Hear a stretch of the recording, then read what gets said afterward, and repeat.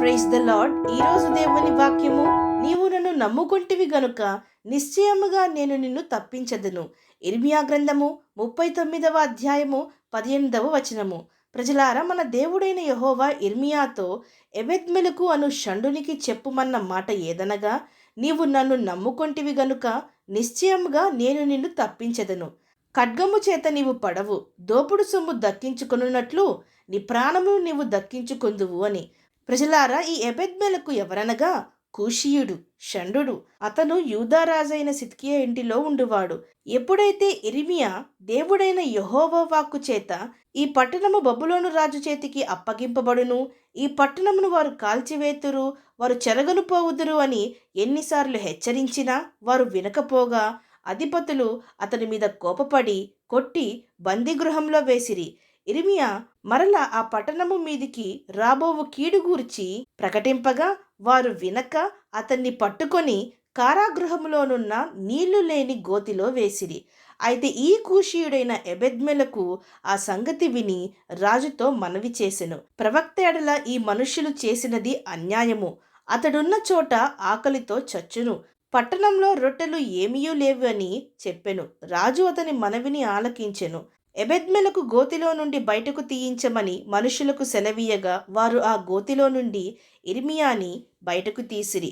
బందీగృహంలో ఇర్మియా నివసించెను. ప్రజలారా, రాజైన, అధిపతులైన, ప్రధానులైన ఇర్మియా హెచ్చరించుచున్న అతని మాటలు వినక, దేవుని మాటలు యందు విశ్వాసముంచక, వారి యొక్క మనస్సులను దేవుని తట్టు త్రిప్పుకొనక దేవుడు పంపిన ప్రవక్తకు హాని చేయుచూ వచ్చిరి.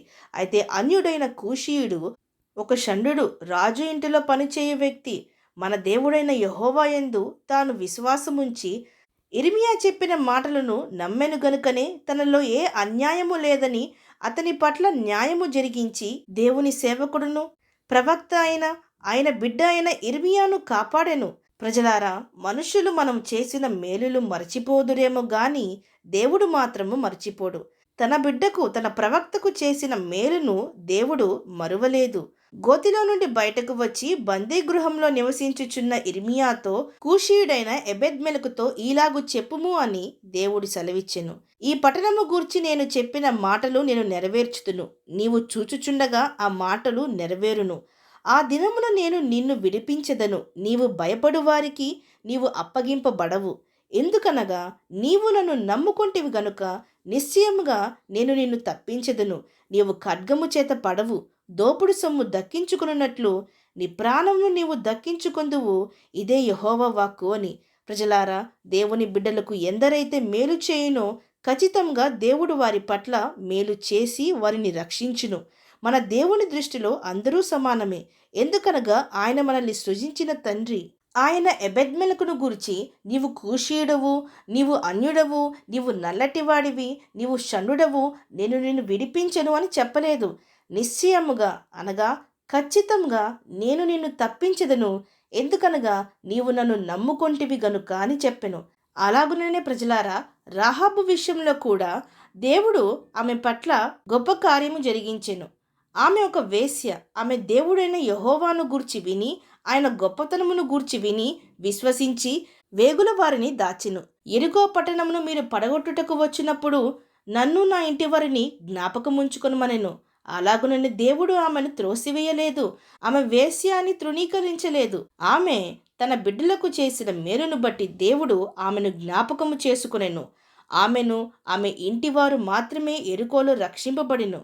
కాబట్టి ప్రజలారా, ఎవరైనా సరే, ఎలాంటి వారైనా సరే, మన ప్రభువైన యేసుక్రీస్తునందు విశ్వాసముంచితే ఖచ్చితంగా దేవుడు వారికి సహాయము చేయును, రక్షించును, విడిపించును, నూతనమైన పరిశుద్ధమైన జీవితమును దయచేయును. తన బిడ్డలకు చేసిన మేలులను ఆయన ఎన్నడూ మరచిపోడు. తగిన ప్రతిఫలమును ఆయన ఖచ్చితంగా దయచేయును. అవును అన్నవారు నాతో పాటు ప్రార్థనలో ఏకీభవించండి. ప్రార్థన.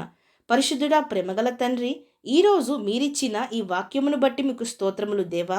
మీ బిడ్డ పైన జరిగిన అన్యాయమును ఖండించి న్యాయము జరిగించిన ఎబెద్మెలకు వలె మేమును మీ ప్రజలకు న్యాయము జరిగించుటకు మాకు ధైర్యము దయచేయమని వేడుకుంటూ, కీడు చేయుట మాని మేము మేలు చేయుటకు మాకు సహాయము దయచేయమని ప్రార్థిస్తూ, మా దేవుని యందు విశ్వాసముంచితే అది ఎట్టివారైనా సరే, ఎలాంటి సమయము ఎదురైనా సరే, ఎలాంటి పరిస్థితులు ఎదురైనా సరే మమ్మను విడిచిపెట్టక ఖచ్చితంగా దేవుడు మమ్మను రక్షించును అని మేము విశ్వసించుటకు మా ప్రతి ఒక్కరికి నీ సహాయము దయచేయమని ప్రార్థిస్తూ, సమస్త మహిమాగంతులు మీకే చెల్లిస్తూ ప్రభువైన యేసుక్రీస్తు నామం పెరట అడిగి వేడుకొంచున్నాం పరమ తండ్రి. ఆమేన్.